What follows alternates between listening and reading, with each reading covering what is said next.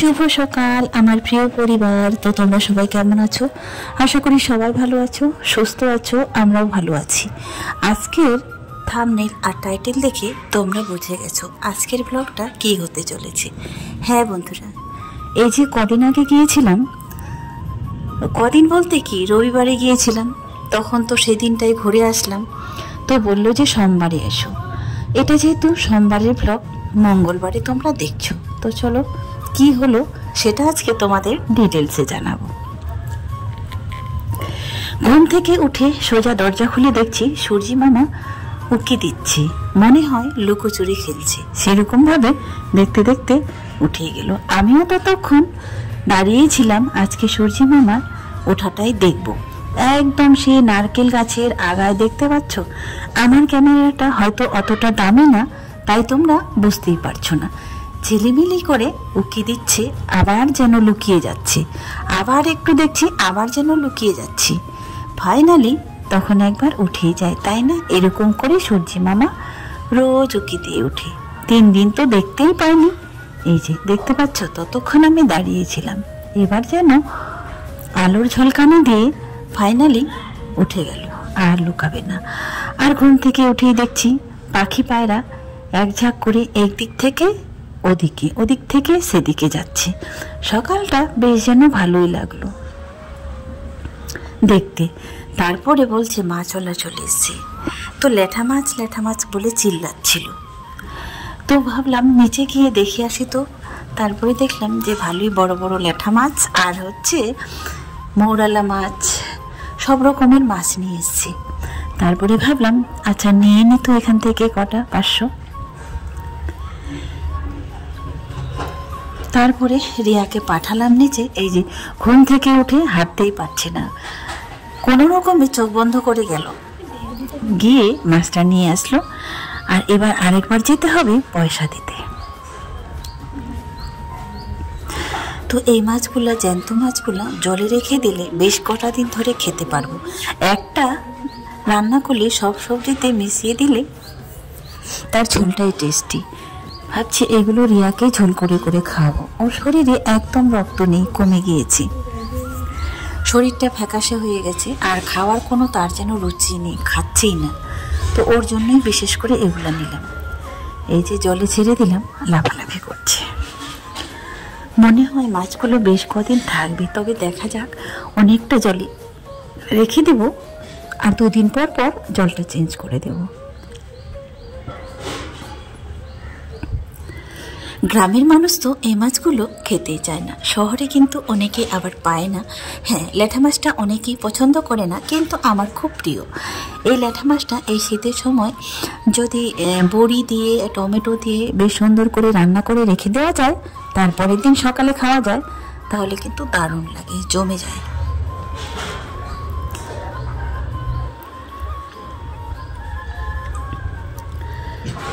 এই ল্যাঠা মাছটা সব সময় পাওয়া যায় না, অনেক সময় ঘুরে ঘুরে 1-2 বার পাওয়া যায়।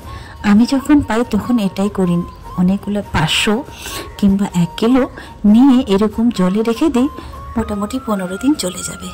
কোনো দিন হয়, রোজ তো আর রান্না করবো না, হয়তো কোনো দিন খেলামই না, কোনো দিন রান্না করলাম 1-2টো করে, এরকম।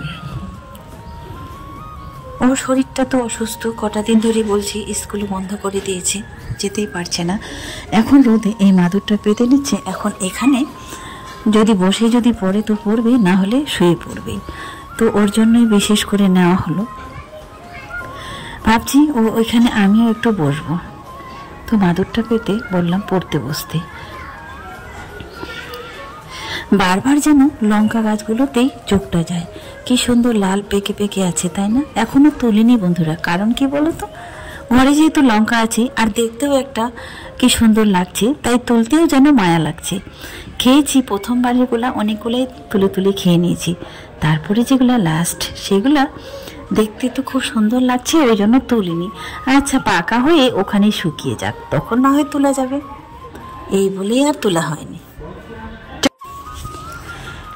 তো ওই দেখতে যেহেতু ভালো লাগছে, মনে হয় ফুলের মতো, তাই বন্ধুরা তুলিনি।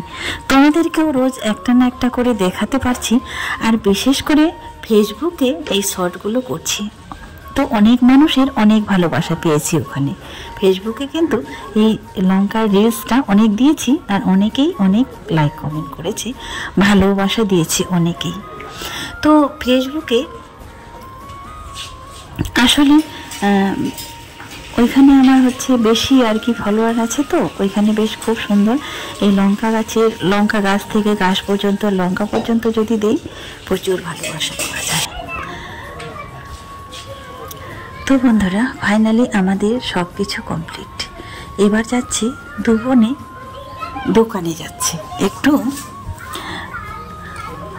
কেনাকাটা আছে। তো দেখা যাক কি কি নিয়ে আসে। সবজি টবজি কিছুই লাগবে না, মশলা আর লবণ আর কি যেন নাই, তো তাই দুবনে যাচ্ছে।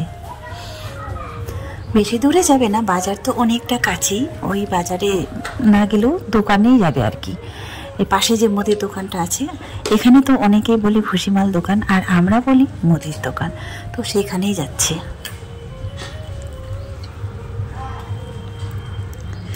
একা আসলে কেউ যেতে চায় না, দুজনে যদি একসঙ্গে যায় তাহলে দুজনে মিলেমিশে চলে যায়, আর একা কেউ নামতেও চায় না আর যেতেও চায় না। তোমরা তো দেখেছো কতটা দূর নামতে হয়। তারপরে চলে এসছে। এবার আমি রান্না বসিয়ে দিয়েছি, ওরা আসলো তবেই রান্নাটা বসালাম।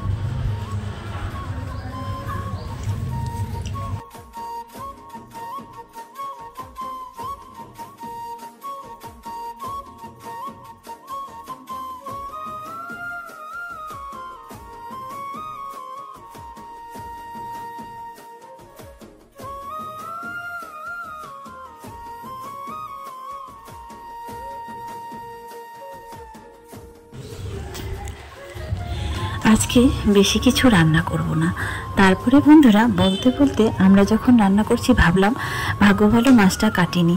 আজকে ভেবেছিলাম মাছটা রান্না করব না, লাউ আরেকটা আছে ওই লাউটাই রান্না করব, কিন্তু না, একটু পরে দেখলাম আমাদের আবার মাংসও চলে এসছে, তো সেই মাংসটাই আজকে রান্না করব। আর রাজিয়াকে বললাম এই শিমটা কেটে দিতে, ওই শিম আর আলু, সে একটা আলু আর শিম কেটে নিয়ে এসছি। এই শুকনা জিনিসগুলা কি বলতো, সবজিগুলা বেশি দিন রাখলে না মানে শুকিয়ে যায়, তাই ভাবলাম ওই বরবটিগুলো আর শিমগুলো আগে রান্না করে খেয়ে নিই। আর ফুলকপি আর বাঁধাকপি, বেগুন এগুলো কিন্তু বেশ কিছুদিন থেকেই যাবে। তারপরে এই যে মাংস দিয়ে গেছে, দেখো মাংসতে আজকে আলু দিয়ে পাতলা করে একটু ঝোল করব। ব্যাস, সব রান্না বান্না কমপ্লিট। ভাতটাও হয়ে গেছে, মাংস হয়ে গেছে, ভাজা সব কিছু কমপ্লিট। আর ভাবছি তাড়াতাড়ি করে নিই, তো তাড়াতাড়ি করে আবারও বের হতে হবে, ওই যে তোমাদের বলেছিলাম।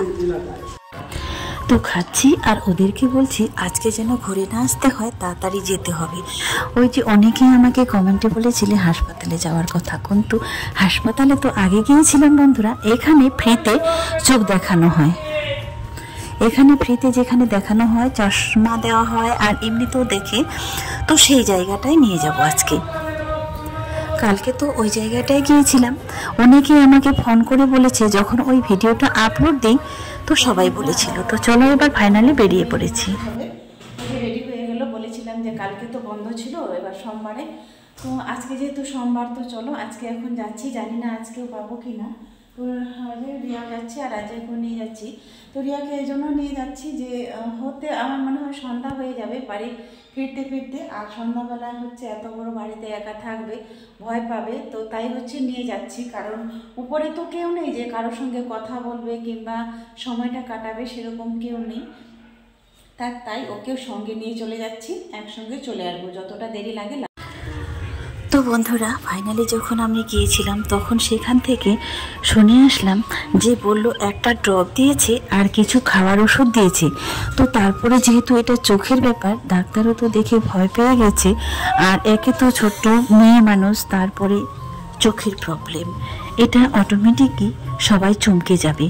আর ওটা এখন ধীরে ধীরে মানে এত বড় হয়ে যাচ্ছে, আকারে যখন বড় হয়ে যাচ্ছে, কটা দিন ধরে বললো যে খুব ব্যথা করছে, ব্যথায় ছটফট করছিল, সেই জন্য একটু তাড়া দিলাম যাওয়ার জন্য, যে না যেতেই হবে। তারপরে অবশেষে ডাক্তার বলল এটা আমি ওষুধ দিয়ে দিচ্ছি আর একটা ড্রপ দিব, এই ড্রপে যদি কোনো কিছু হয় তাহলে তো ভালো কথা, আর যদি না হয় তাহলে কিন্তু ফাইনালি অপারেশন করতে হবে, ফাইনালি বলে দিয়েছে, আর অপারেশনের ডেটটাও দিয়ে দিল। তো এবার তোমরা ভাবো যে আমি একাই আর মা, তখন আমাকে কেমন লাগে। খুব ভয়ে আছি বন্ধুরা।